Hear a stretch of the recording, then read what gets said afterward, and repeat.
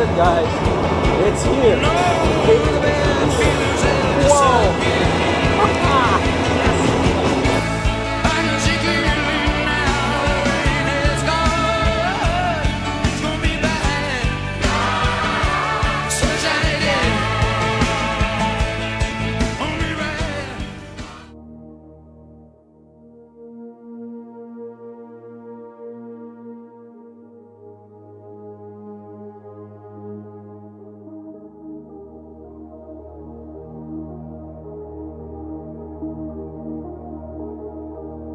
You know the feeling of euphoria you get when something you've been planning for a long time just seems to fall into place? Something that you felt missing in your life, and then the moment you get it, you feel at peace, as if all is right in the world? Well, imagine an experience that has been missing in the United States for decades, and you've been hoping and waiting for it to come back. Many of you have even participated in the advocacy of this, making it even more special. Welcome to Brightline, Florida and America's first ever higher speed rail service run by a private company ever. And by God, this blows away any other experience I've ever had on any other train in the US. The moment you see the stations, you're captivated by a sense of modernity, cleanliness, advanced yet simple. You arrive to a station unlike anything else, probably in the world. I'm going to be honest, I was extremely impressed by my trip to Japan and the station amenities, but Brightline just carves its own way, and it's a super clean presentation and simple for anyone tech savvy or not to get a ticket. Ready as it is. Now, if you've seen the videos that we've been in Japan and with the ticket booth, maybe those were a little outdated, but this is already, cutting it in for the next decade already at least. So pretty much you can go over here, be able to book a ride, be able to scan and pay with either your phone or whatnot. Pretty simple, straightforward when you can see where the date is and whatnot. One-way round trip for a lot of them, West Palm Beach so far right now, until the other phases come out for Miami and Orlando in the coming future. Then there's getting into the waiting area, which seems airy, bright, and comfortable, with an open gift shop, bar, and food area. And the atmosphere is cozier than a highway rest stop and more direct than an airport. The theme is all about bright ideas and smart design, especially in an age of smartphones, Internet of Things, and every other smart buzzword you can think of. There are some slight caveats I probably would change. Number one are the Dyson faucets in the bathroom, a hand blower on the faucet that doesn't seem to be the smartest idea from the British Vacuum Company. The second thing is just my own personal opinion, but maybe you would agree as well. It's very hard to locate the time anywhere in the station, except for maybe the flat screen panels laden throughout the area, and even then, those are difficult to come by. Maybe having a multifaceted, modern-looking, simple ceiling clock in each wing of the waiting area and platform would be a relatively inexpensive and classy fix to the problem. Time is an absolutely important factor in train travel after all. Alright, so here we are, High Speed Rail America Club. It's me, Demetrius Villa. And Toga Arabora. Toga from the High Speed Rail America Club also too. And check out his YouTube channel, which we're going to have linked here in the description below. Username BrickBuilders711. Yep. So, I mean, wow, it's been how long now since we've been working on this with Brightline? 3 years. It was over 3.5. It was at least 3.5 years since we started meeting with the likes of Carol and other people to organize and set up a plan for the marketing sector, and then we attended events, attended meetings, even interned for All Aboard Florida. They had the brand launch in 2015, and here we are. Yeah, it's been a journey to get this done and to get this from inception over into reality, from dream to reality. So it has been a crazy journey, and we're here right now at the Fort Lauderdale station for the grand open house and the grand opening of it. Finally, we're going to be the first passengers to actually be on this train before it runs revenue service tomorrow, Saturday. So it is crazy to see. We have so much that's going on right now. They're serving, hors d'oeuvres. You got drinks.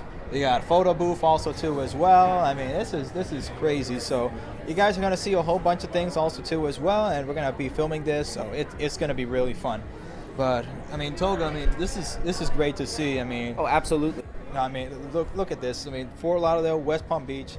Then we're going to be going to Miami and then Orlando. So, this is going to affect not just Florida. This is going to affect the rest of the country. It's going to be a tremendous source of benefit to the economy, to travel, to commuting. It will make our lives a lot easier. It will make traveling a lot more exciting than it already is. Well, it's not really exciting now, but Yeah, but I mean, it's cool to see also too as well. I mean, I'm just coming back from Japan also too in the summer, and seeing what they've done with transportation, and then seeing what can be done here. I mean, we're finally catching up right now at this point. I mean, the whole station is completely high tech. it's been 40 years. It's been actually almost 50 years since we had private passenger rail into Florida. Yeah, that's the other thing. This is now the first passenger rail system in like 3 decades now. That's been that's going to be running by. Well, wow. 3 since the Zephyr, but yeah. Yeah, but I mean, for a private company to be running a passenger rail system in the United States has been unheard of for such a long time, and now that this is actually happening, I mean, it's a paradigm change for the rest of the country. And we're seeing that now in Texas also too, where Texas Central Railway has just completed a major hurdle where they're going to bring the Japanese Shinkansen bullet train between Houston and Dallas. But this has been the first step also too. And believe me, they've been watching what's been going on here in South Florida, because this is a watershed moment in history right now for for passenger rail history, and for pretty much American history also too as well, because trains built America. If it wasn't for the railroads to build America, we wouldn't have the economic prosperity that we have unparalleled in the world today. So, I mean, seeing that is, happening again right now, it's pretty incredible. Absolutely, for sure. All right. So, we're going to be still filming around here. We'll see you guys soon. Speaking of time for the moment we've been anxiously waiting for to embark on for years. The first ever public ride on Brightline. Brightline sets come in a multitude of colors: bright red, bright blue, bright orange, and bright pink, which is what we're riding here now. The specially made aerodynamic Charger locomotives were made by Siemens in their California factory, and powered by an EPA Tier 4 4,000 horsepower clean diesel engine by Cummins from Indiana. Okay, apparently the name of the companies couldn't have been jacked together more perfectly than that. But despite the immature jokes that have ensued, this train does not mess around, as it is currently the most advanced passenger train to ever grace the steel railways of America. Ever. It's also the comfiest. Alright, so here we are. This is the select class here on Brightline, which is pretty much how we'd say first class on an airplane, but this is a lot more legroom, and I mean a lot more legroom. I mean a lot. So this is incredible how the seats are. These are leather seats, okay? So this is like being on the green class of the Shinkansen over in Japan, but it's got everything here. We got tables here, so you can see it here, and it's got I guess Check this out. mini table also too. Oh, there's a recline too. Film me. Okay. Hold on, wait. Let's see Toga here, so you can see him on the recline here. This is Kicking back, ladies and gentlemen. Kicking back. there we are. And I'm sure this isn't like the limits of it. I'm sure it's got more to it. Tested. All the way back, man. Let's go. Wow, look at the legroom of this. And Toga's a big guy, so I mean, how is it for you, man? Perfect. Much better than Tribal. Much better than Amtrak. Much better than airplane. Yeah. So I mean, if he can fit in there, pretty much anybody can And fit. economy class airplane flight has nothing on this. Oh yeah, no, economy class. I'm like even like I'm 5'9", and I'm still like sitting back on my knees. So this is insane. But as you can see, guys, this is everything here. Look at this.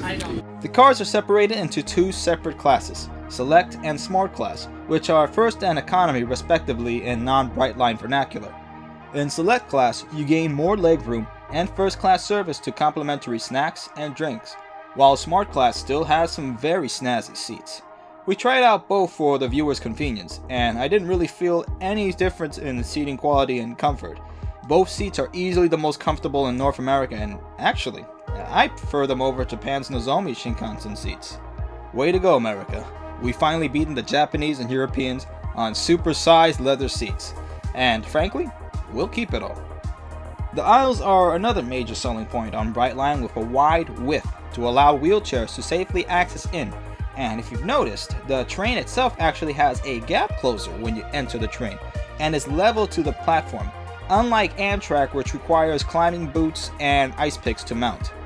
There are little details that make any trip on Brightline a breeze. The easy recline of the seats, the insane amount of charging ports for AC and USB, so you'll never run out of charge on your phone or laptop. The massive tables to fit all that in, probably even a 17-inch laptop. Fixed reading lights, and a personal favorite, ambient lighting on the train. So when it starts to get dark and you're taking that trip late on the way home, you can just sit back and relax and don't have to worry about the light blazing into your eyes. The bathrooms are very similar to most other modern trains around the world. You have your push button access and spacious clean amenities, so going to the bathroom is, well, easy as 1, 2. The track upgrades that Florida East Coast spent a pretty penny on have paid off in spades, and the train accelerates more like an electric train rather than a diesel, and continues to glide off at 80 miles an hour in our area with absolute smoothness. You can't even feel it going over grade crossings. As we arrived at West Palm Beach from the Fort Lauderdale station in only 30 minutes, I thought about the different ways people from all backgrounds and demographics could use Brightline as we sped through the sun-kissed rain showers. Families who want to travel right at the doorstep of the middle of Florida's biggest cities to explore, visit shops and restaurants and entertainment venues, commuters who live in one city and work in another, or business people who need to visit clients quickly in another city. Currently, Brightline is running at a special introductory rate between Fort Lauderdale and West Palm Beach, and soon Miami later this year, with the extension to Orlando coming within the next coming years. And that will be the big money maker, able to transport tourists, families, and Floridians between Florida's 2 biggest metropolitan areas at absolute comfort and ease. Soon our time with Brightline came to an end, but it's only the beginning for Florida and America's journey into the foray of high-speed rail, and a bright beginning indeed. I pondered upon what the future could hold for it, and other ways to improve America's transportation system, as I sullied home on the accident-laden death highway of I-95, wishing that one day I could finally get home easily and stress-free without the car, as so many others have been able to enjoy in other modern countries. We hope you all enjoyed this episode of the High Speed Rail America Club. If you're hoping to see more, be sure to subscribe, as this year we're going to be rolling out a ton more content and changes to our ever-growing movement.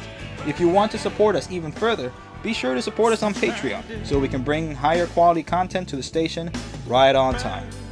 And to all of you who supported us throughout all these years, to support us bringing Brightline to life online, in commission meetings, and on the street, this episode is dedicated to you and all the wonderful employees at Florida East Coast and Florida East Coast Industries who built this amazing project that will benefit the state of Florida, America, and the world. Brighter days are indeed ahead.